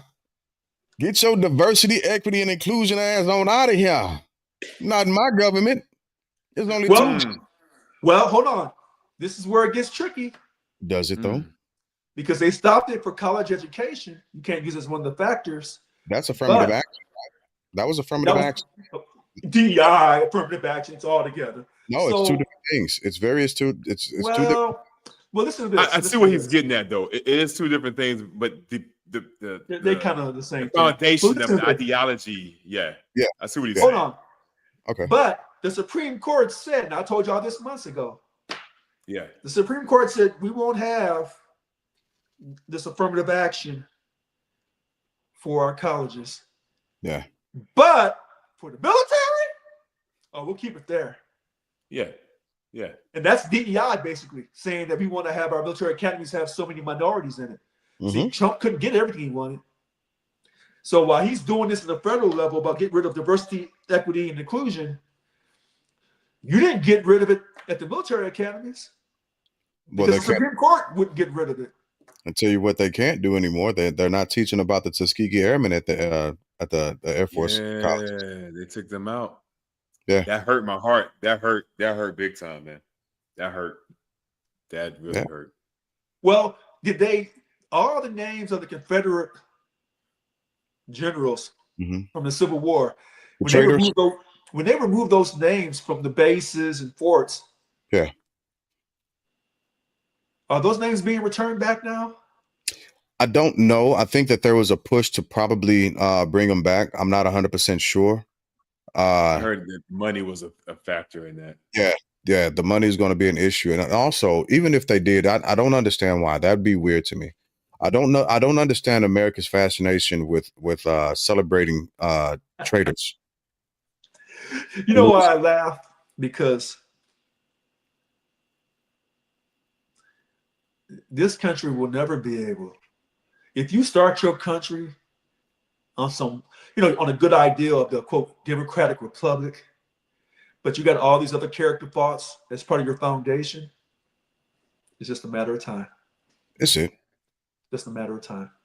That's it. And let's be honest about DEI, because it has led to boycotts, and the reason why it's led to Target, Walmart,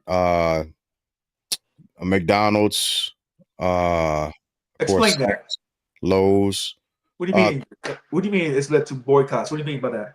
It's led to boycotts because what's happened under the DEI and the removal of the DEI, the rollback of DEI with major corporations is they will no longer make sure that a certain segment of people are equally explored contracts, right? So it's going to go back to a certain demographic of people who will be able to win contracts.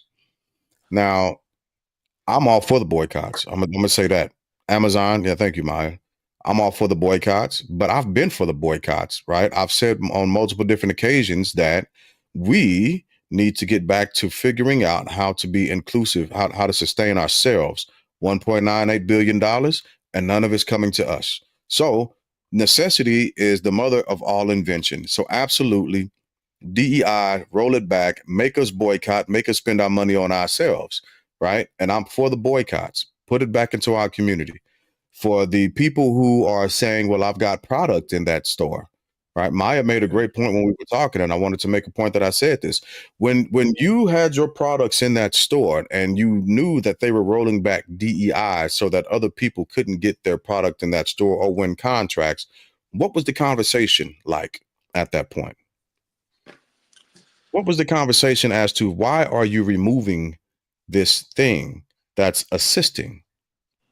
Why are you hurling us back into a position that we don't want to be in? What's the big thing about not wanting to put everybody on an equal playing field? Wait a minute. Go ahead.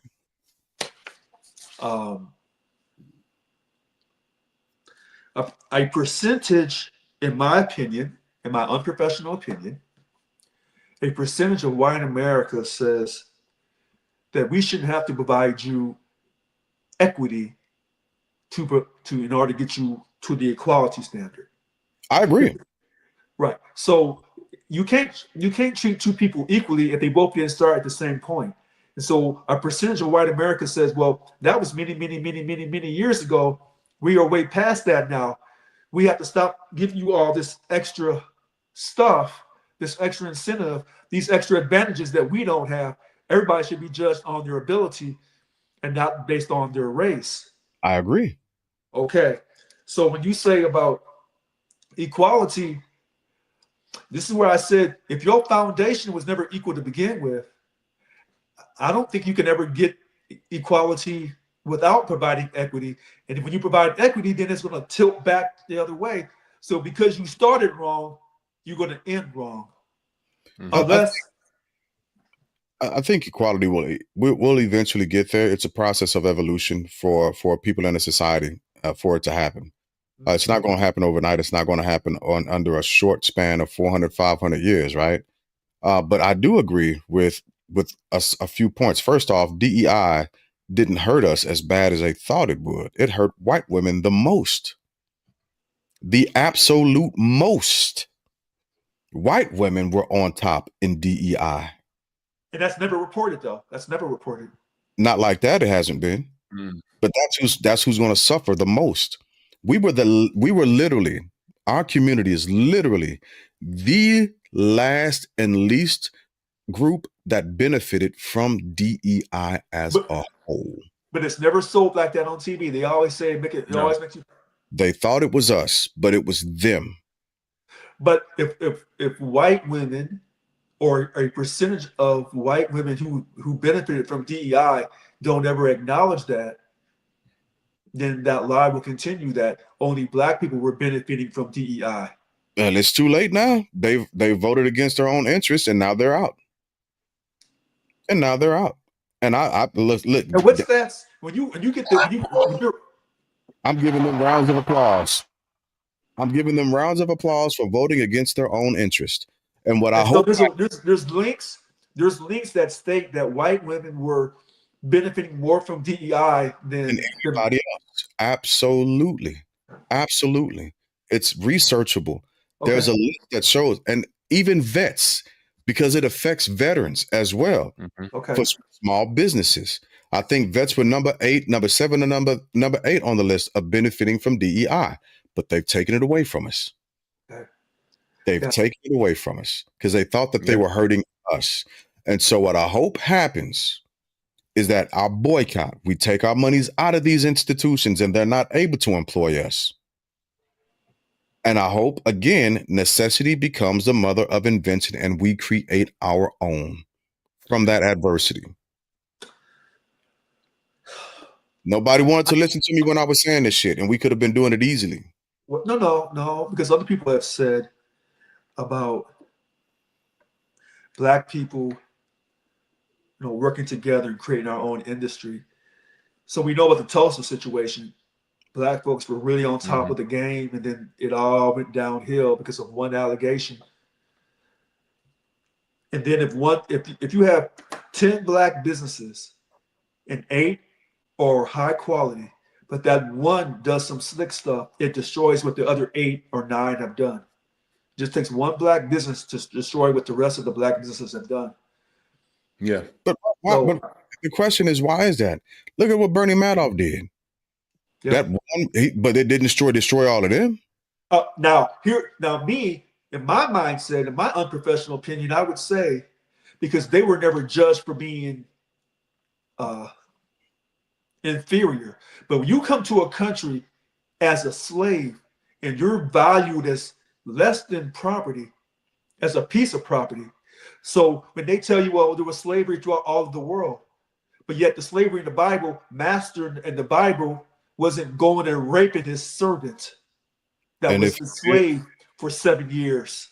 If he did, the Bible also carries consequences on a lot of different things, except for it looks different when the Bible talks about slavery, a man having a maid servant, and if he enters her, but she actually is married to somebody else, it's got different consequences that run with it, right? He owes something a little bit different. But I'm agreeing with you. I'm agreeing with you. Oh no, you're breaking it down religiously. So what I'm saying is, in America, they always say, well, Richard, slavery happened throughout the whole world.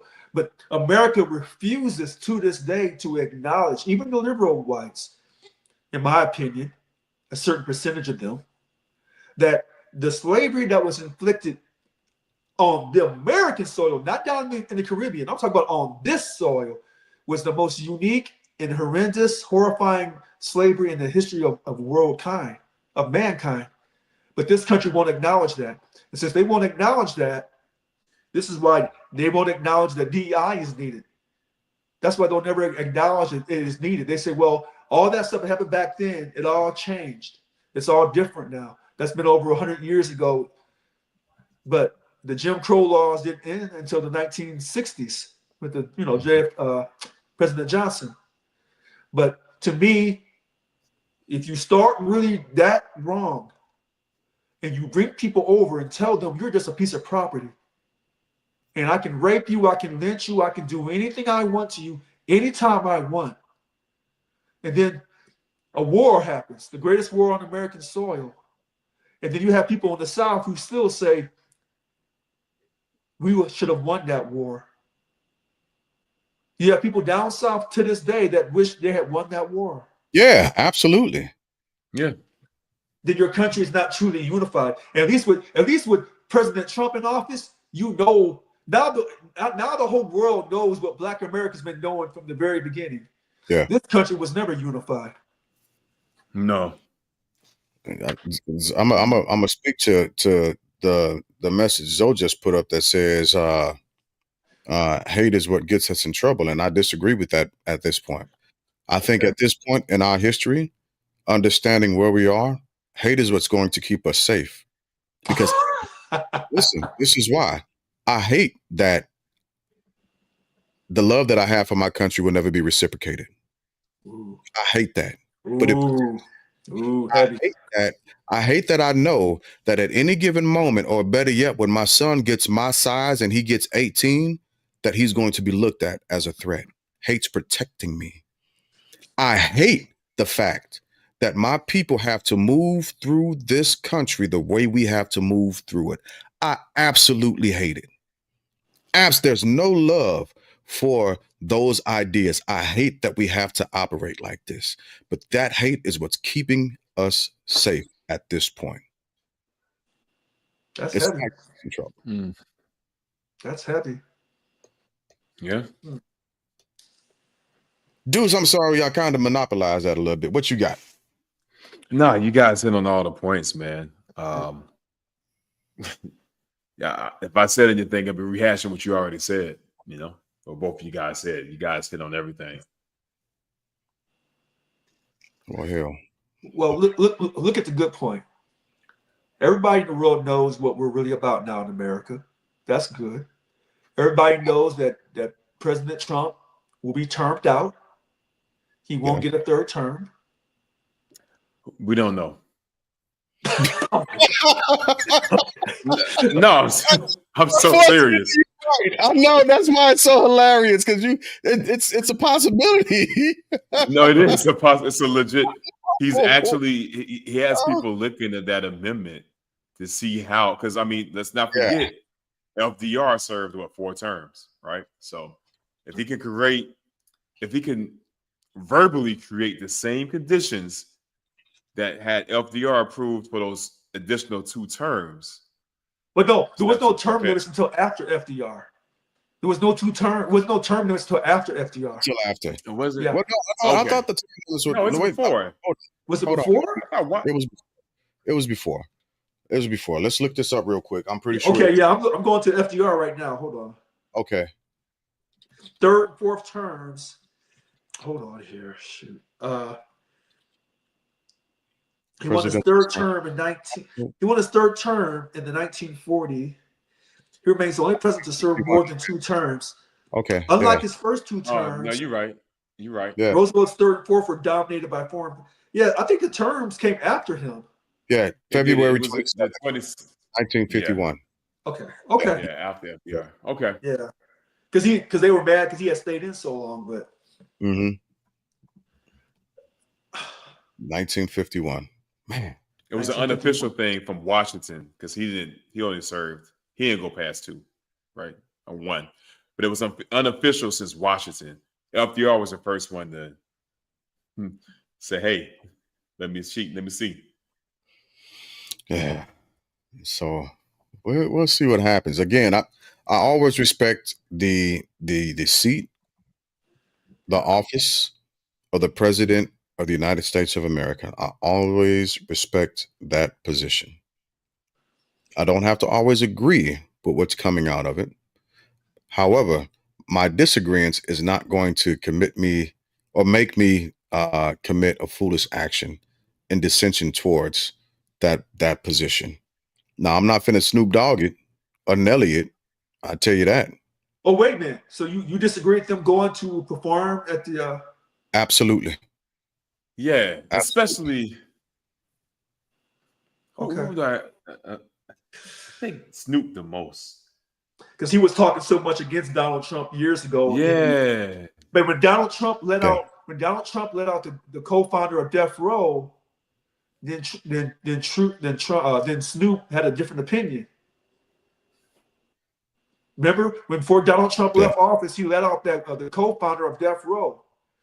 So a lot of times when we say that Donald Trump is racist, but then sometimes he hooks up black folks. He's a tricky one. He's tricky. He's not tricky. All he's doing is slippery. He's just trying to make sure he does just enough good to keep just enough of us saying just enough good things. In order for me to help the people in the state of California, I'm gonna have to deal with him one day. Yeah. Yeah. Yeah. I mean, Gavin Newsom. Yeah. I'd rather deal with Donald Trump.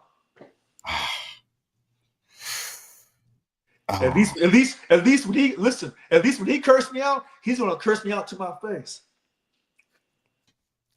That I can respect. Who is? Trump, President Trump.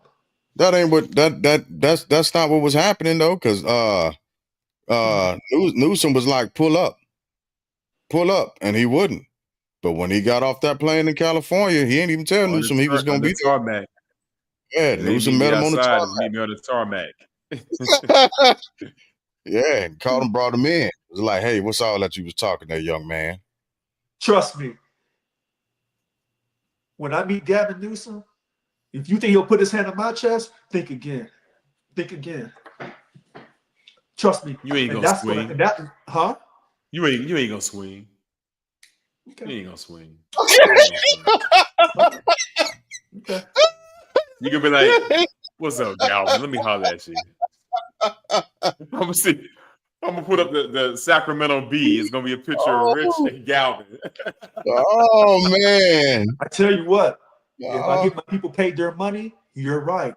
But if you try, see, he's the one that ran me out of my position. So no, I ain't forgot anything. So y'all think that I'm just laughing and playing? That's Y'all why.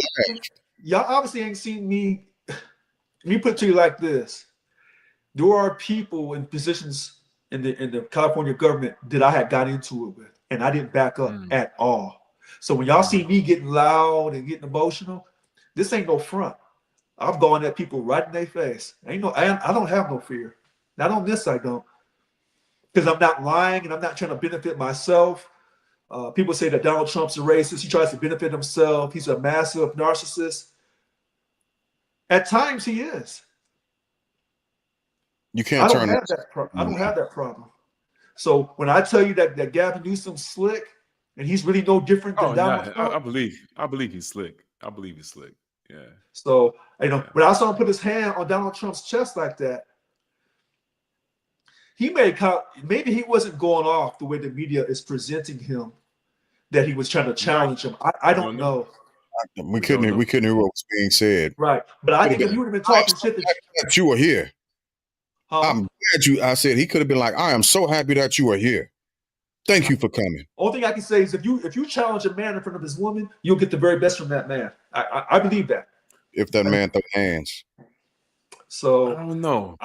I don't know, but I can guarantee you'll never see Gavin Newsom put his hand on my chest like that, because I was like, man, what you doing? You know what? Alonzo. Alonzo hit something right here. That's a true point. Yeah, Trump, it is. I would say this: he's a fighter. I think that's universally accepted. Who, for Trump? I don't know. Yeah, universally, I think you could say he's a fighter. Yeah, he made history. On the left can counter him. Not physically. No, not physically. No, right. But he's let's say a scrapper. But no one who's on the left has that mentality. Yeah, that tenacity. Yeah. He made history by being only the second person to not do 2 consecutive terms. I mean, do you want to make history with Clover? I can't remember his name. And Donald Trump, but listen to this. When Donald Trump ran his Apprentice show, everybody thought he was just playing, trying to make money. Well, he was trying to make money, but the show was really about him and his mindset. And if you look at his presidential terms, he's his own apprentice. So every time he was telling them on the show, do this, you didn't do this right, you didn't do that right, he's really talking about himself and his failures and his successes. I know, because I'm a June Gemini just like him. So when June Geminis talk, they're really talking about themselves and everything they've gone through and how it relates to other people. That's a trick to a June Gemini. Sorry, Fat. It's a trick. That's why Fat can count him and know what he's going to do. And same for me, because we know ourselves. At this age in our life, we know who we are. You get in where you fit in. So when he went off about Elon Musk, you see, I backed up because I'm not sure, but you heard absolute affirmative tones. I said, okay. Yeah. I said, America likes strength. Hey, but listen, your boy has to. Thankfully, I still have a job to go to. So you gonna be down at that border. Oh, make sure they send you down there. Hey, you talking about? Yeah, I go to south from the border every Taco Tuesday. Yeah. Hey, yeah, you better stop doing that. You better have that military ID on you. I go to south of the border every Taco Tuesday, man. They have the best salsa. I wouldn't do that. I'd stay on this side of the border. It ain't worth it no more. Oh, that's a little restaurant down the street, south of the border, man. I go there every Tuesday. All right. We're going to get final thoughts in here real quick. Rich, we'll start with you. We highlight your final thoughts. So I'll make it quick. I had a great time this evening, and I hope that everyone feels love and respect in this country, whether you're here legally or illegally, it doesn't matter. I wish the country nothing but success, but we have to address some things from our past, and hopefully we can address these things from our past by being civil and talking and respecting others. That's it. All right. Deuce, Heading south of to the border. South of the border, man. Listen, they have great margaritas and the tacos are half price. You know, I'm always looking for a deal, baby. Rich, love when you on the show, man. You bring that energy, man. You get my cholesterol and my sciatica acting up over here, man. I want to say it's about civil discord. I also want to say it's about appropriate action, man. Whether you like the state that America's going or you don't like the state of America is going, there's a democratic process to voice your opinion and to try to make a change. Let's exercise that, right? Let's not sit on our hands wishing something's going to change. Exercise your right. All right.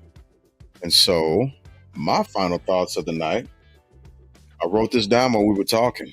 I generally don't do that, but I had to this time.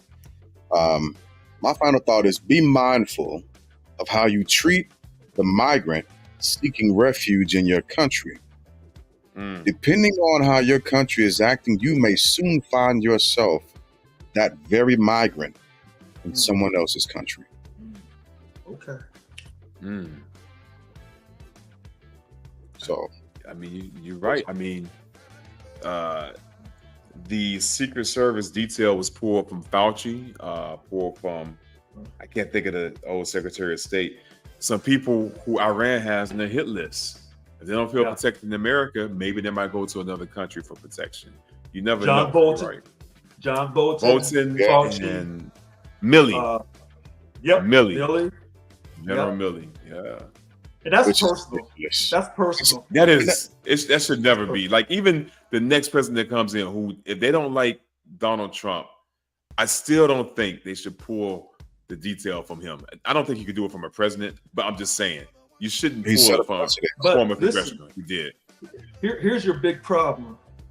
Biden, when you did a pre-pardon or pardon for your family until they, before they were even charged for anything, when you did that, you made it easy for President Trump to come in and say, all January 6th, all J6, I'm gonna pardon you or commute you, and then I'm gonna do all this other stuff. He made it real easy for him to do it. He was saying that on the campaign trail, though. He said that before Biden even uttered a word about pre-pardons. And Biden did that because of the threats that Trump was hurling at least at Hunter. I don't know about the rest of his family. No, that's accurate. That's true. Yeah. Because they were going to go after his family. So he had to pardon. He had to. He didn't have a choice. I agree. I wonder if I can buy a pardon on Amazon. I mean, just wait for a little while. Everything's for sale out here. So yeah, call Elon. I'm sure he's gonna try. Hey, it's gonna be the next Tesla upgrade. If Elon goes up in space, we're not going with him. I tell you only what, the chosen ones go up in space. So. Right. I tell you what, I am happy that President Trump said that he's not working directly for him. He's got to answer to somebody else, and moved him across the street from out the White House. Oh, he did do that. I do wonder how long this relationship is going to last.